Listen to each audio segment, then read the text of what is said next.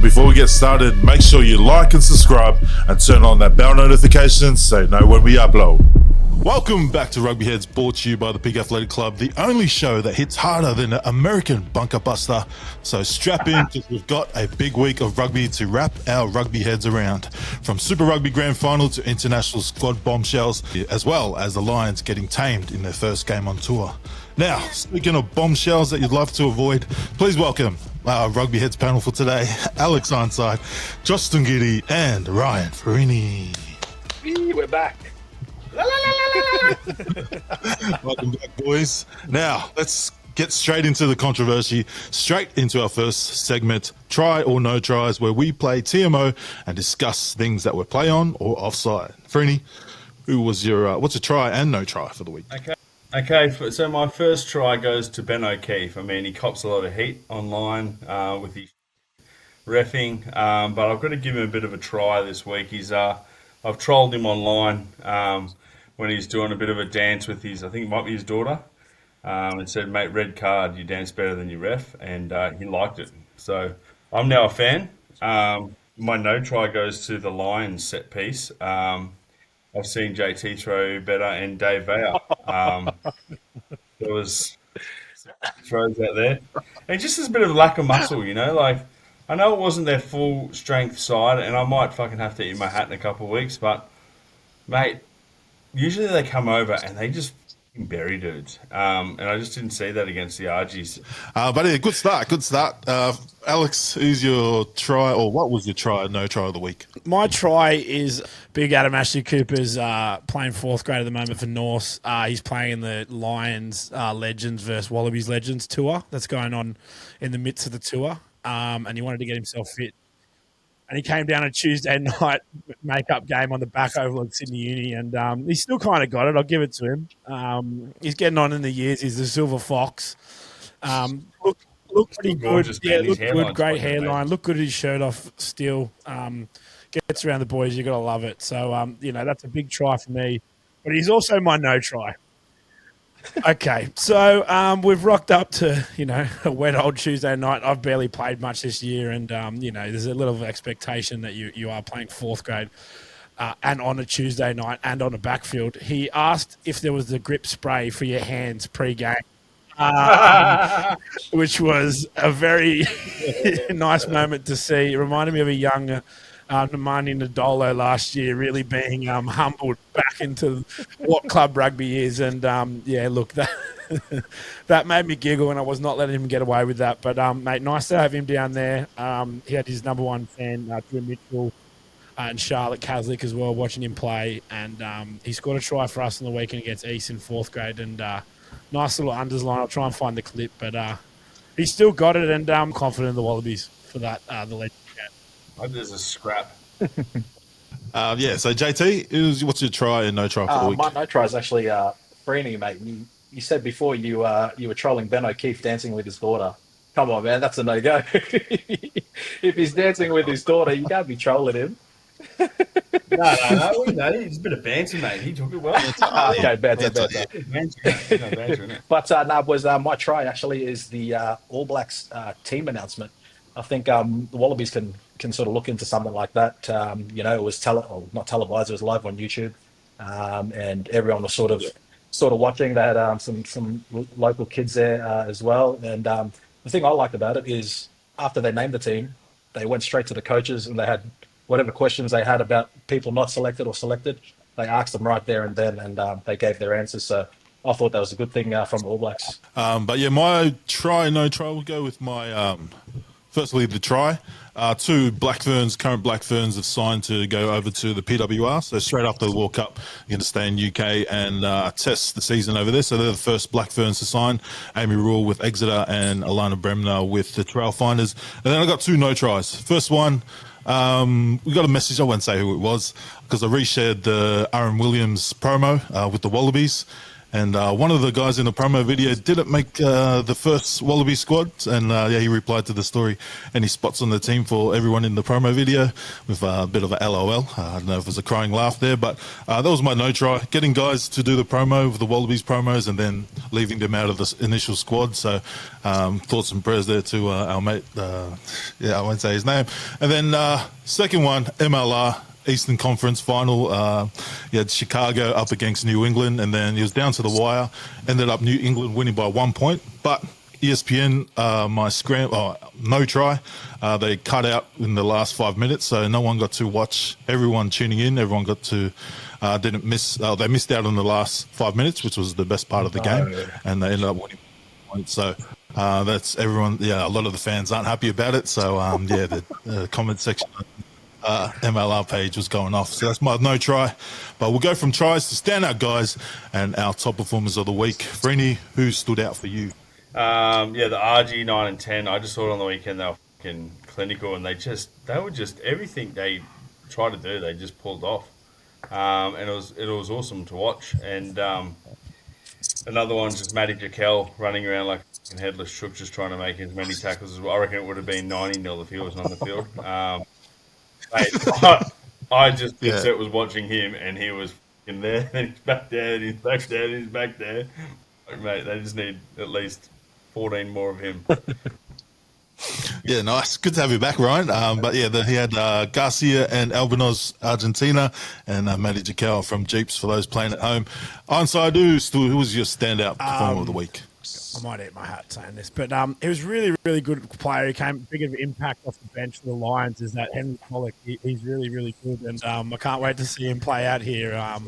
I think he's missed maybe 3 tackles and then got stripped at the ball.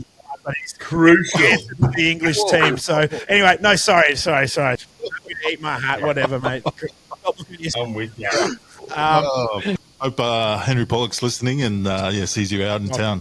I thought it was actually good. His footwork. I mean, he made a few mistakes, but I thought it was pretty good off the bench. Mate, your only job is to tackle. He got palmed off by the 10 right before it was like tragic. He's so good. He's like Artie Surveyor, but he's Whoa. From Timu. JT.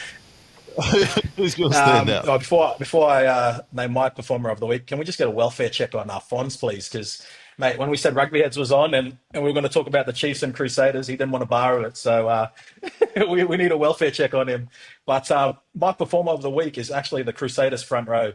Tamara Williams, he came back early from injury and he really stood out. Also, Cody Taylor. Those old legs got some kick in them.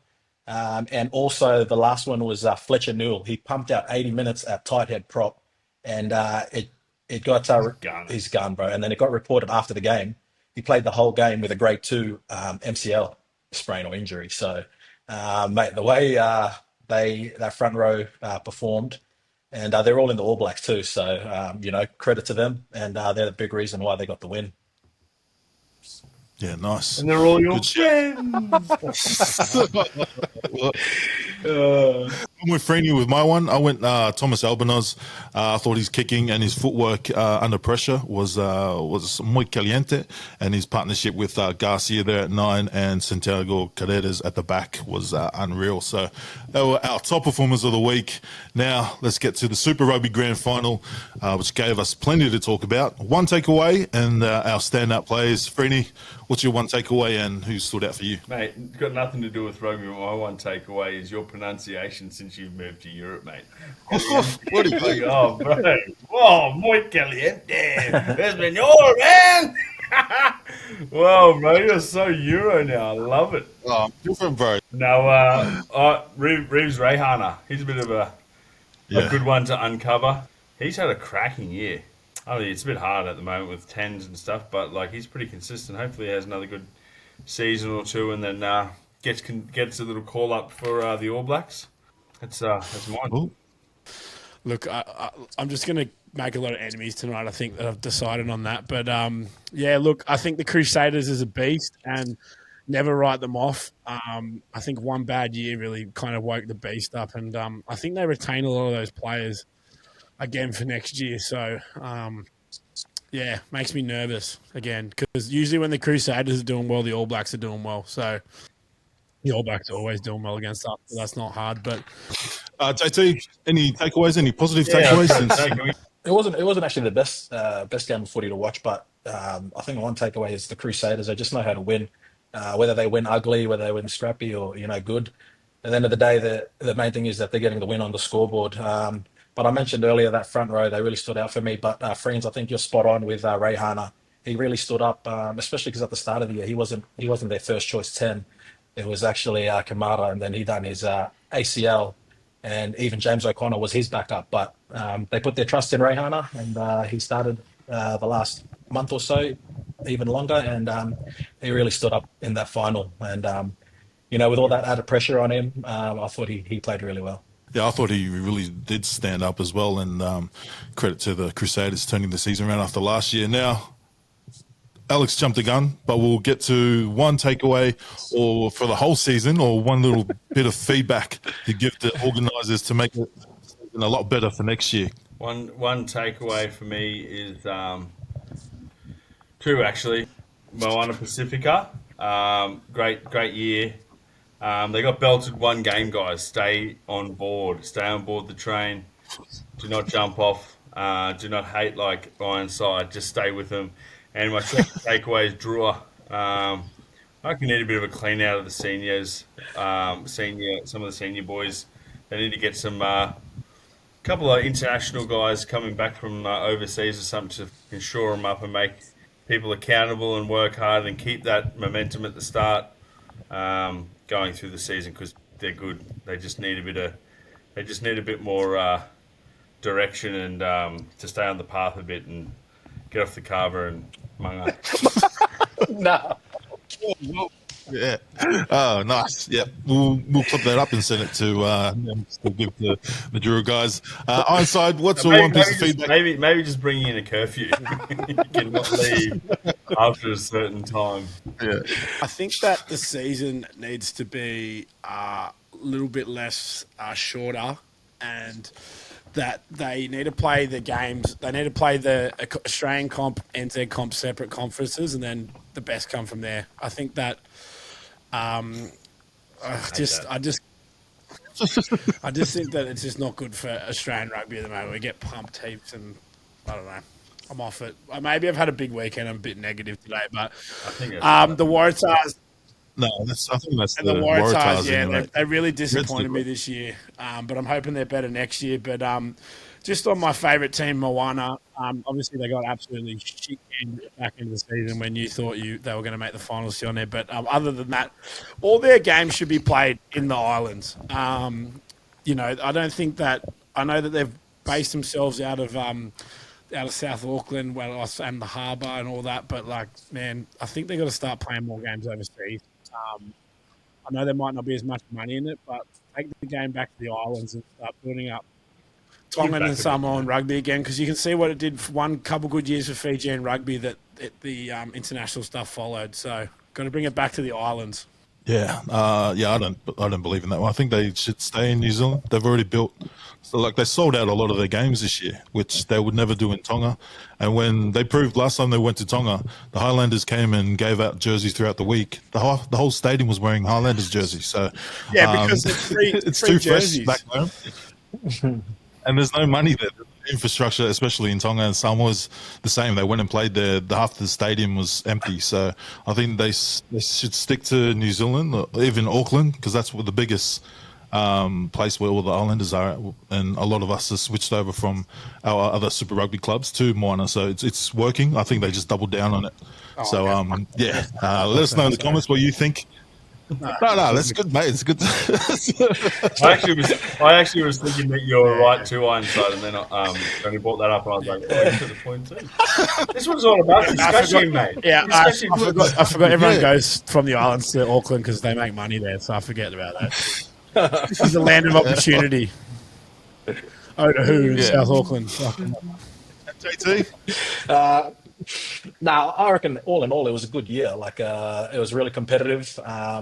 Ironside, I disagree with you as well in regards to having the Aussie comp and New Zealand comp. I think I think, man, it's better for the Aussie teams to verse the New Zealand teams as much as they can because, He's gonna cry. yeah, they're getting better. And you watch, give it a couple of years, mate. There'll be all Aussie Been finals waiting for coming up. fucking 20 plus years. It's got no fucking better.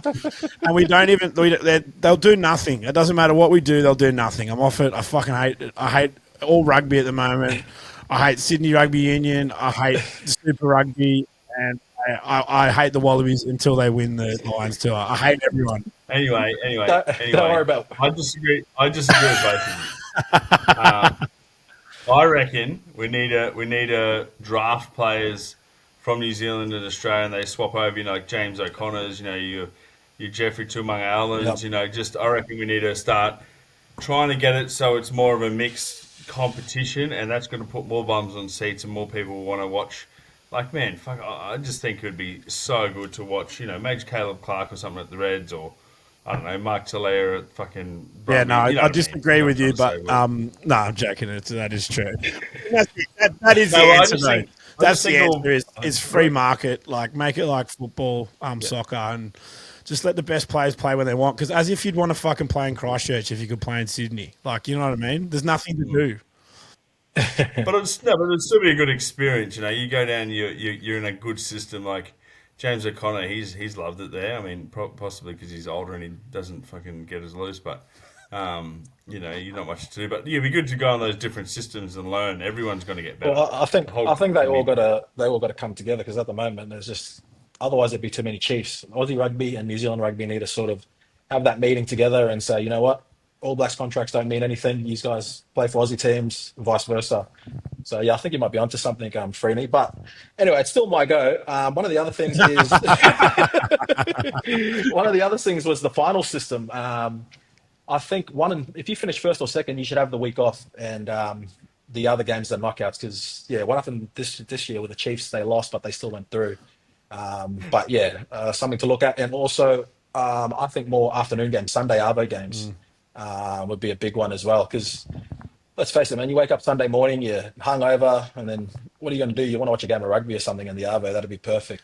100%. Yeah, so maybe looking into that. But yeah, that's Yeah, me. because they're competing. You're right, because they compete so much with club rugby, and like I know that might not, be a big issue. But if you're playing Friday nights, like you're never going to get like people, big crowd. Saturday nights, even it's hard to get there from club rugby. Like Sunday Arvos is like the perfect time.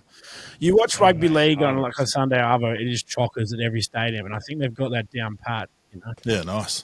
Off the back of JT's one, I'd say set the grand final, set a location for it before the season, so it's not always at Christchurch and they keep winning at home. So, and then that way also we get finals here in Australia. Even though if it's two New Zealand teams, we're still going to get there's a lot of Kiwis here than there are in New Zealand as well. So, yeah, like during the semi-final, or as soon as the Brumbies got knocked out, Australian media didn't care any about the Super Rugby, so no one was really plugging it. No one was really talking about it. So this final was only for rugby nerds and the people in New Zealand. So I think if you set a location early, just like the NFL do, and then make a hurrah about it, then people already book tickets and resell them if Was your it team sold doesn't out make or it. anything? It didn't look like it was sold out.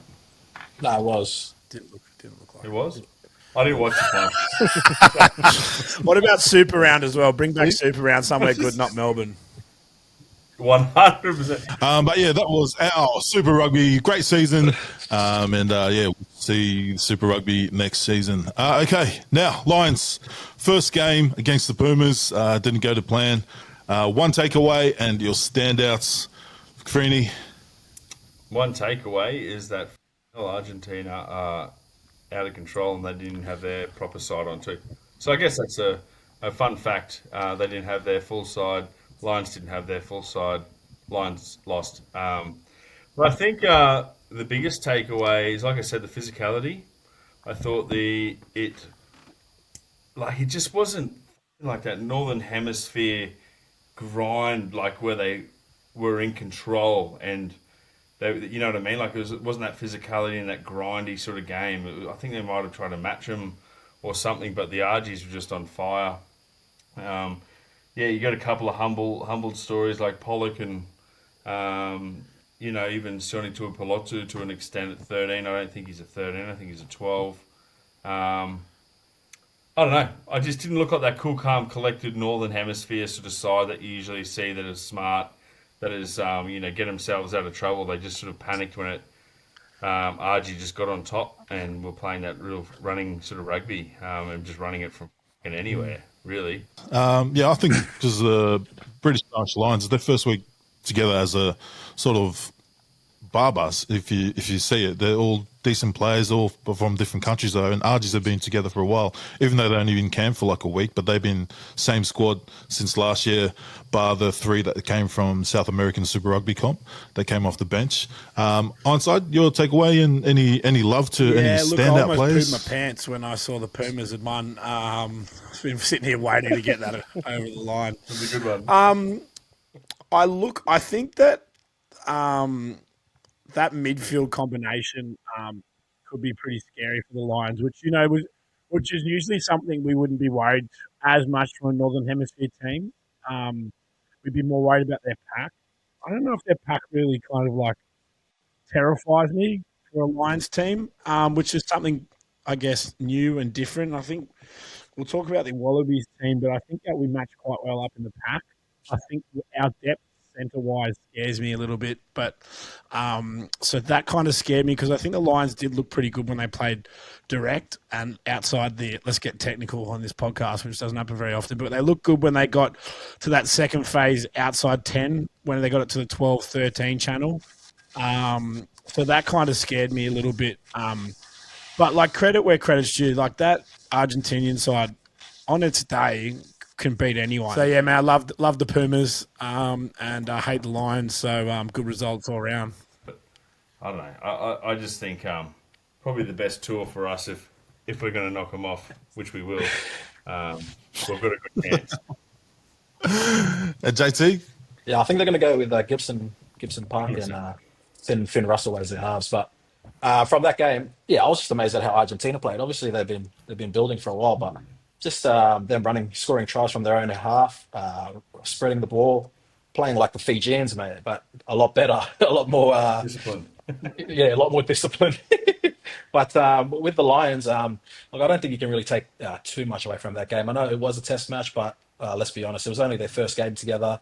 And I think the real problem is going to come for the Western Force because, yeah, the Lions aren't the Lions aren't too happy about that loss, and they're going to take it out on the Force. But yeah, you guys mentioned it. Tupulotu, I thought he was outstanding. I think yeah, he is a 12. Just his size and his skill as well. Yeah, I can knock that dude. Oh no, man, he's a little brick shitter. He is, but but I've seen enough. I think, friends. I reckon Wallabies aren't going to win a game, mate. Really? Oh, You're late, you dog. whoa. Yeah, but there was one guy hasn't been mentioned. I think he had a breakout season last year. The Pumas 8, Jacqueline Oviedo. I thought he was dominant in ball carries over the line.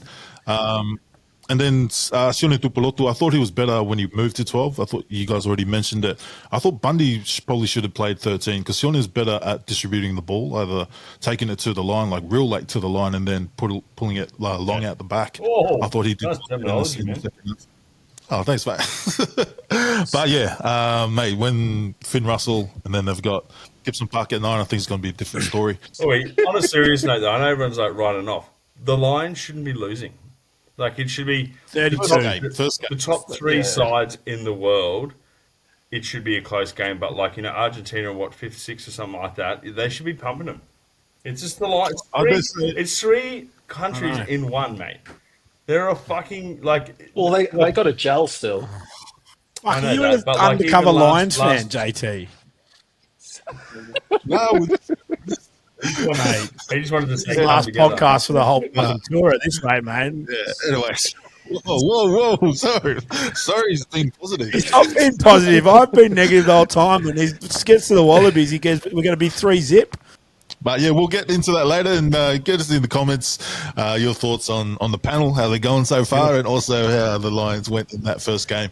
Now, squad selections. We'll start off with the Wallabies. They released their squad last week for the Fiji test in Newcastle. Fiji. Freeney, you got the jersey on. Thoughts on the squad and who was unlucky to miss out? Mate, I'm absolutely devastated that Ryan Lonigan is not in the squad. I thought he, in my opinion, is the second best nine we've got. He's a goal kicker. He gives fucking beautiful appeal. He's smart. He's a good leader. I think he deserves to be there. And another one is really hard done by is Josh Canham. Good names there. Ironside? I'm not really that disappointed with the squad per se. I think it's pretty good. I'm glad Skeleton's in there, obviously.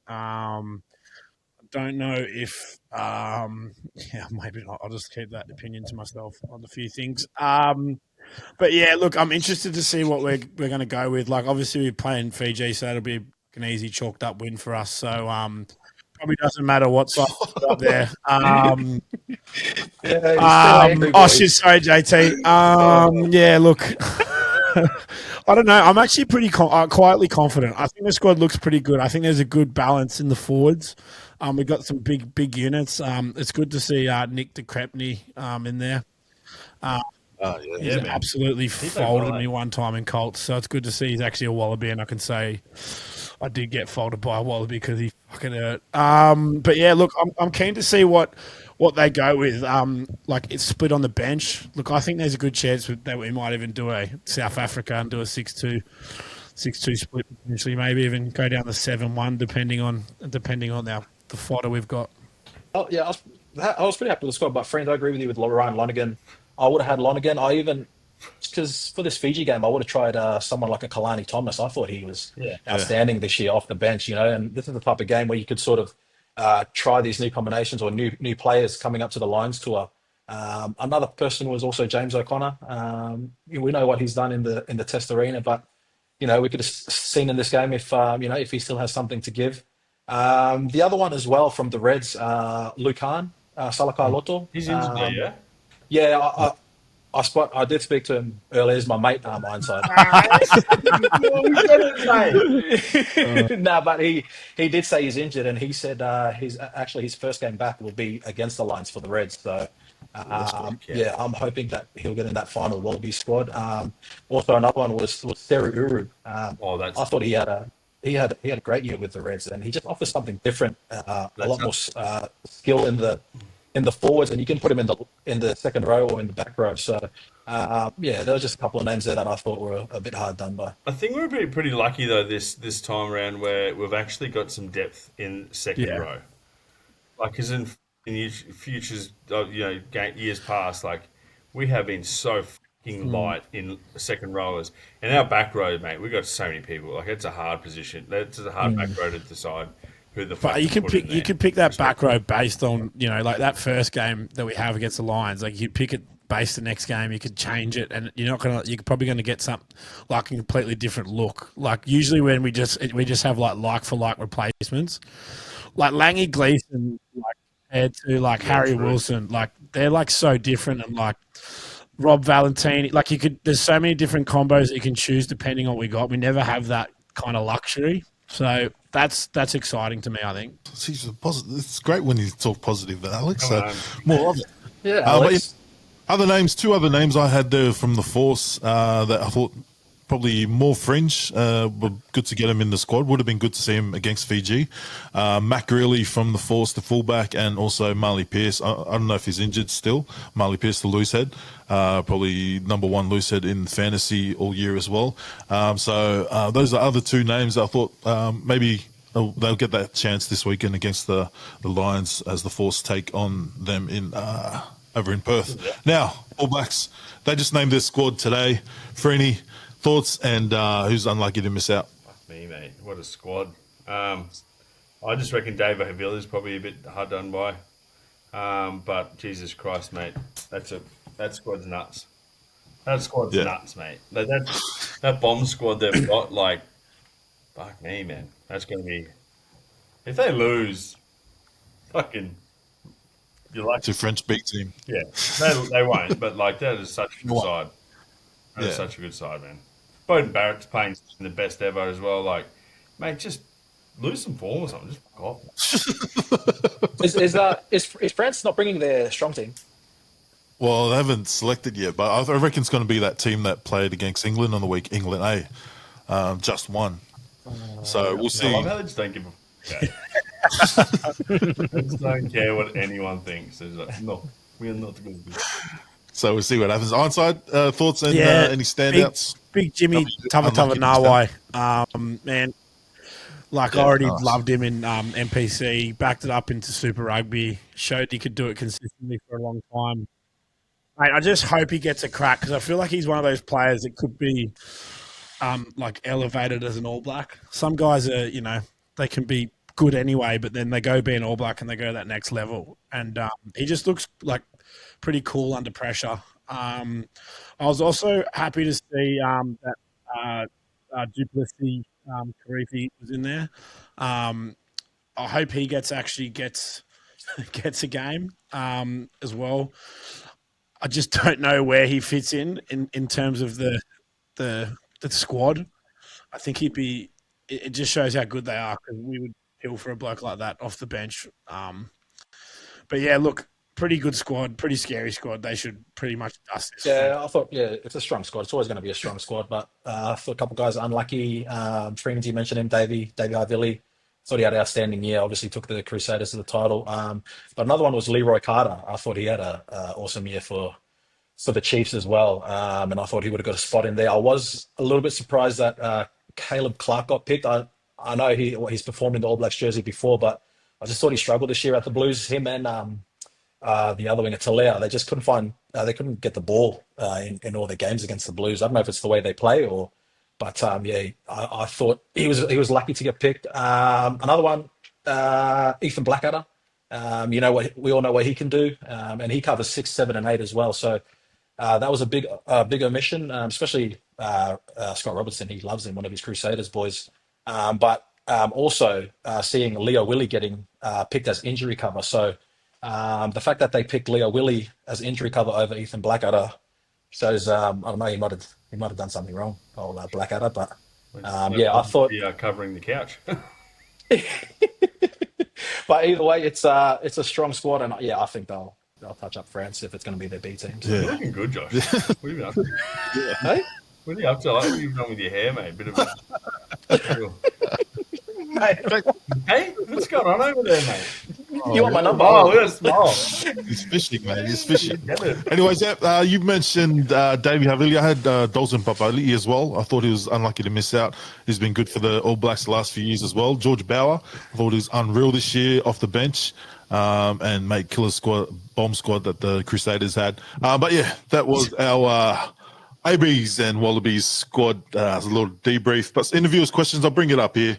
After seeing those two squads, thoughts on the Bledisloe possibly coming home to the Aussies? Oh, everyone's pretty much Aussie here. Coming home. Preeny? Is it coming home? Coming We're going to... You didn't sound so confident there. No, I'm confident. Okay. Ironside, is there confidence there? No? Maybe next year? Oh, it'll be been next year for fucking 21 years, hasn't it? Yeah, now look, I'll reserve my judgment for once we beat Fiji by 50 points, and I'll let you know. And JT, you're pretty much both sides. Well, look, believe it or not, I'm actually a Wallaby supporter. I was born in Australia. I'm Australian. You might not believe it, Ironside, but I do go for the Wallabies. Don't try and get me cancelled. Hey, look, but until the All Blacks after party, mate. I'm just a realist. Oh, whoa. I don't think the Bledisloe's coming back this year. And you think the Wallabies are going to lose 3-0 as well in the Lions series. So show me where you're a Wallaby supporter, mate. Show me. I can't wait for you to eat your beanie at the end of this. All right. Now, none of our multis hit during the Super Rugby season, but we got 3 games this weekend that we're going to try and hit it. Starting off with the Lions over in Perth against the Force. Who are we going with? Franny? Lions, on a serious note, Lions 20 plus. They're going to fucking lose their mind this weekend. Just going to. Oh, mate, you must have a Lions shirt underneath that Wallabies jersey. Wow. Mate, Kirtley there as well, mate. Okay. Yeah. To be fair, I don't know if you've been over to Perth before, but it's basically little England. So they're going to have more Lions supporters than Force supporters. Unfortunately, get absolutely folded like a deck chair. Whoa. Okay. Yeah, I don't think it's going to be close. JT, you on the same as well? 13 plus? Yeah, yeah, and I think traditionally the Lions supporters they travel really well. So, yeah, it'll be. Oh man, it could be a cricket All right, score. so we'll lock in the Lions 13 plus. But before we go to the next game, if you're the coach, are you picking the strongest Lions team for this one, or are you putting in the shield holders in for this one and then saving them? Because you're still a few Shield holders, weeks mate. away from the Shield Wallabies holders. game. Couple of guys you want to see, and then rest shield holders. Because I'd pick my strongest team this game, probably for the next two games, and then rest them. I'm not sure the length of the rest they get between games, Really? but I'd want to be playing my strongest team right away. Then get Not a bad, acclimatized, not a and bad shout. yeah, I'm actually with you that's on what that I'd be one. doing. Nice, JT. I agree. Okay, nice. Yeah, let us know in the comments what you would do, and yeah, thanks for playing along. Anyways, over in France, championship game, UBB versus Toulouse, back to back. Toulouse going back to back wins against UBB in the final. Can they do it? Pete Summers winning try, mate. What's the score? What's the score? It's going to be 21-17, Margin. whatever that is. 1 to 12 or 1 to 12. 13 plus? 1 to 12 onside. Yeah, what Freddie said. 1 to 12, and JT backing him as well. Pete Summel. Yep, Uber Bear Is he a 1 to friend of 12 yours? as Nice. well.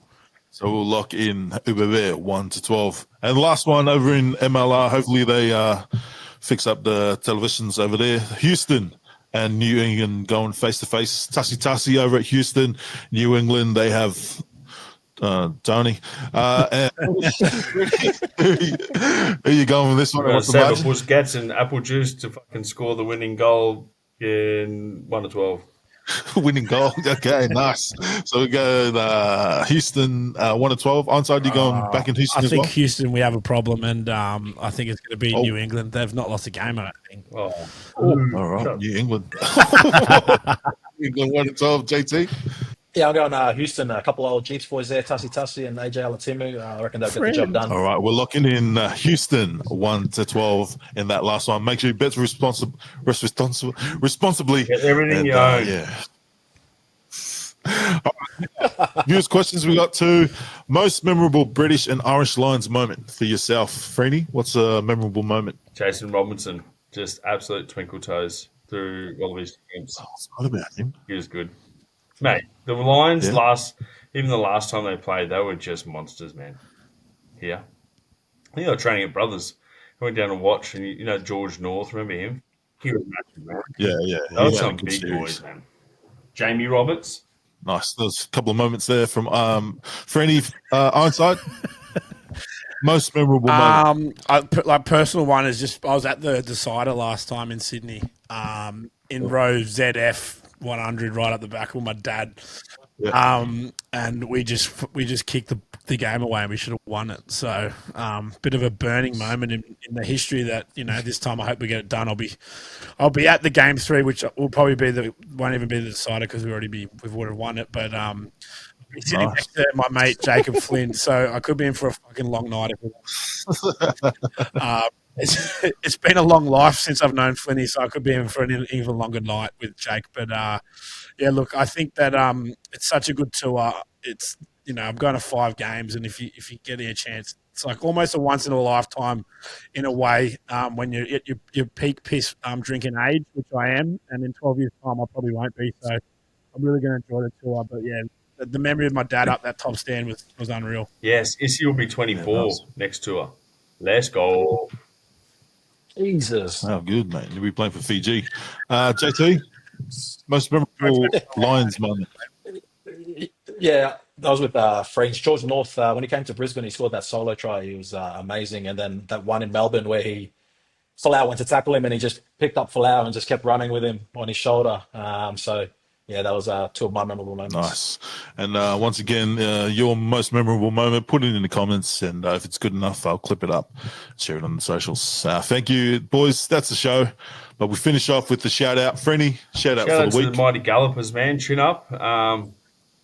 Fuck, no, I've been there. Stingrays, 2009, 2008.